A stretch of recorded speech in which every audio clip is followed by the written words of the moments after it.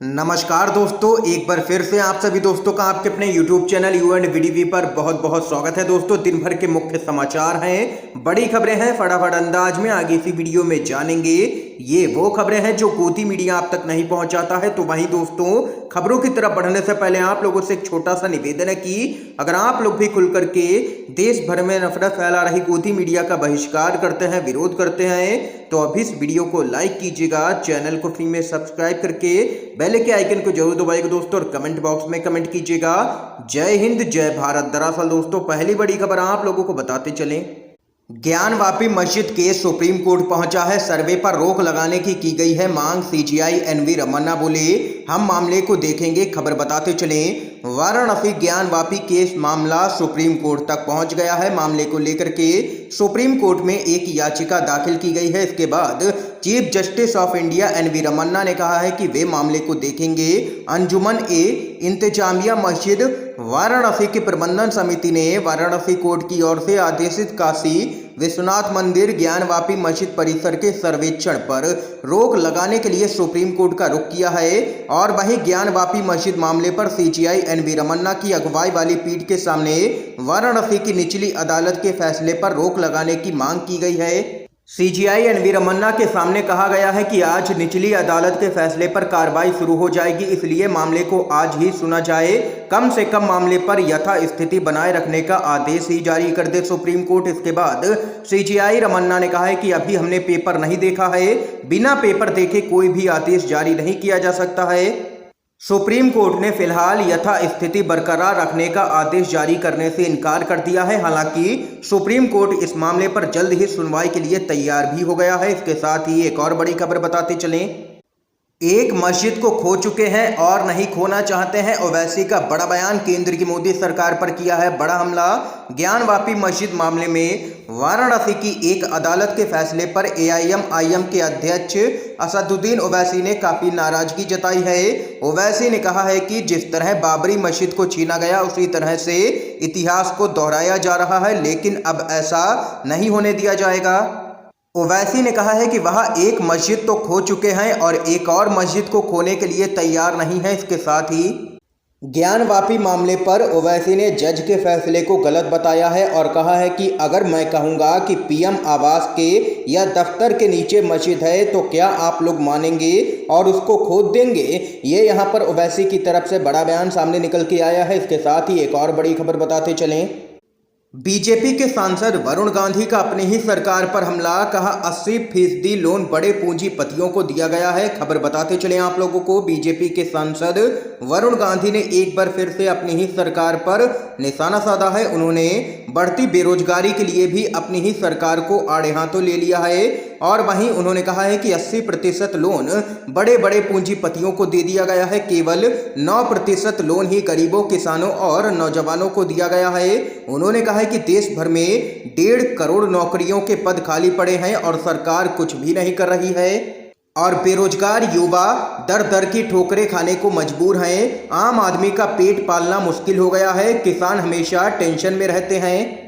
इसके साथ ही उन्होंने कहा है कि जो देश के आज हालात हैं उसमें आने वाली पीढ़ी का आखिर क्या होगा, कोई भी अंदाजा नहीं लगाया जा सकता है। देश के हालात बहुत ही खराब हैं, ये यहाँ पर कहना है भाजपा के ही सांसद वरुण गांधी का। और एक बार फिर से घेरा है मोदी सरकार को। एक और बड़ी खबर बताते चलें, ज्ञानवापी मस्जिद केस का फैसला सुनाने वाले जज ने जताई है परिवार की सुरक्षा को लेकर के चिंता। बोले डर का माहौल है। खबर बताते चलें, ज्ञानवापी मस्जिद मामले में गुरुवार को कोर्ट ने अपना फैसला सुनाते हुए सर्वे का आदेश दे दिया। कोर्ट ने 17 मई तक सर्वे पूरा करने का आदेश दिया है। जज ने फैसला सुनाते हुए कहा है कि वह हमेशा अपनी सुरक्षा को लेकर के चिंतित थे। डर का माहौल तैयार किया गया। इस सिविल केस को अलग तरह का केस बना करके डर का माहौल तैयार किया गया है। आगे आप लोगों को बताते चले, सिविल जज रवि कुमार दिवाकर ने कहा है कि इतना डर है कि मेरा परिवार हमेशा ही मेरी सुरक्षा को लेकर के चिंतित है और मैं अपने परिवार की सुरक्षा को लेकर के चिंतित हूं। ये यहां पर कहना है ज्ञानवापी मस्जिद केस में फैसला सुनाने वाले जज का। इसके साथ ही एक और बड़ी खबर बताते चलें, ज्ञानवापी अचानक नहीं हुआ है, ये नरेंद्र मोदी की 2024 की तैयारी है, बोले हैं फिल्म मेकर। लोग भी करने लगे कई तरह के कमेंट, खबर बताते चलें। ज्ञानवापी मस्जिद मामले में फिल्म मेकर विनोद कापड़ी ने प्रधानमंत्री मोदी पर काफी तीखी टिप्पणी कर दी है। उन्होंने ट्विटर पर कहा है कि ऐसा करके प्रधानमंत्री मोदी साल 2024 में होने वाले चुनाव की तैयारी कर रहे हैं। कापड़ी के ट्वीट पर तमाम यूजर्स अपनी प्रतिक्रियाएं दे रहे हैं। दरअसल दोस्तों, विनोद कापड़ी ने लिखा है कि ज्ञानवापी अचानक नहीं हुआ है, ये साफ साफ नरेंद्र मोदी की 2024 की तैयारी है। मोदी को पता है कि गरीबी, भुखमरी, महंगाई, मंदी, बेरोजगारी जैसी समस्याओं से मुक्ति के लिए 90% भीड़ को बार बार एक ही अफीम सुंघाई जा सकती है।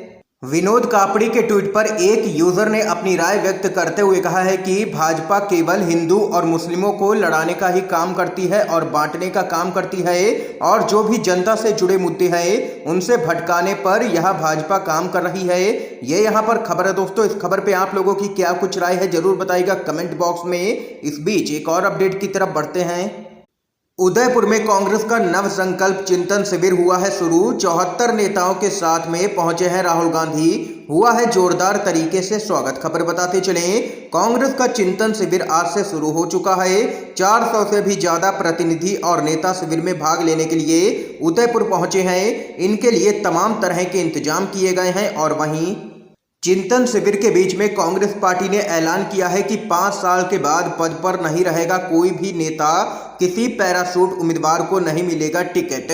इसके साथ ही एक और बड़ी खबर बताते चलें आप लोगों को। पीएम मोदी की सोशल मीडिया पर हुई है जबरदस्त तरीके से फजीयत, लोगों ने कर दिया है ट्रोल, खबर बताते चलें। पीएम मोदी बोले, राजनीति नहीं सेवा के लिए आया हूं। लोग लेने लगे चुटकी, कुछ ने कहा मस्त जोक मारा है। आप लोगों को बताते चलें, गुजरात में एक रैली के दौरान पीएम मोदी ने कहा है कि मैं राजनीति करने के लिए नहीं बल्कि देशवासियों की सेवा के लिए आया हूं। इसी पूरे मामले पर एक ट्विटर यूजर ने कहा है कि आपने बिल्कुल सही कहा, लेकिन यह बात समझने में जनता ने 8 साल लगा दिए कि आपके लिए देश का मतलब तो सिर्फ अडानी और अंबानी ही है। और वहीं एक अन्य यूजर लिखते हैं कि महाराज इतनी सेवा नहीं चाहिए, अब तो देश की जनता पर रहम करो और झोला उठा करके चले जाओ। और वहीं कुछ सोशल मीडिया यूजर्स ने इसे जोक ऑफ द डे बताया है, तो वहीं कुछ लोगों ने कहा है कि मस्त जोक मारा है। ये यहाँ पर जबरदस्त तरीके से लोगों ने किया है पीएम मोदी को उनके ही द्वारा दिए गए बयान पर ट्रोल सोशल मीडिया पर। इसके साथ ही एक और बड़ी खबर बताते चलें।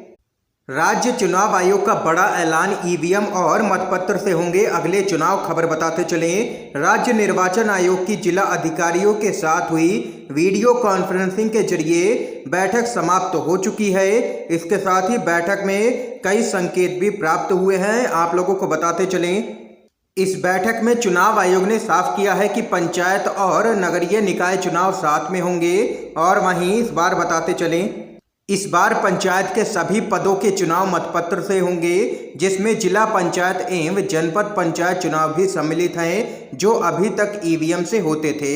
ये यहाँ पर चुनाव आयोग ने बड़ा फैसला किया है। इसके साथ ही एक और बड़ी खबर की तरफ बढ़ते हैं दोस्तों।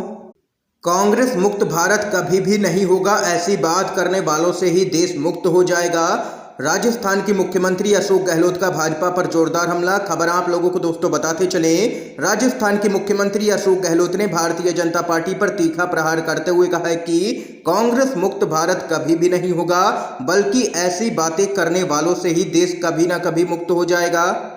उन्होंने आगे कहा है कि पिछले 8 साल से देश के जो हालात हैं वो सब लोग जानते हैं। संविधान की खुलेआम धज्जियां उड़ाई जा रही हैं, देश में तनाव बढ़ना, हिंसा का माहौल होना चिंता का विषय है। और जब जब कहीं पर भी चुनाव आते हैं वहां पर हिंसा करवाई जाती है, इसके पीछे भाजपा का ही हाथ होता है। वह बस लोगों को आपस में लड़ा करके चुनाव जीतना जानती है। ये यहाँ पर राजस्थान के मुख्यमंत्री अशोक गहलोत ने केंद्र की मोदी सरकार पर किया है जोरदार हमला। दोस्तों, इस समय की आज की सभी बड़ी खबरें थी, मुख्य समाचार थे जो हमने आप लोगों तक पहुंचाए हैं UNVDV के माध्यम से। अगर आप लोगों को ये वीडियो पसंद आया हो तो इस वीडियो को लाइक कीजिएगा, ज़्यादा से ज़्यादा इस वीडियो को शेयर कीजिएगा ताकि आप सभी के दोस्त भी मुख्य समाचारों को जान सकें। वीडियो देखने के लिए आप सभी दोस्तों का बहुत बहुत धन्यवाद।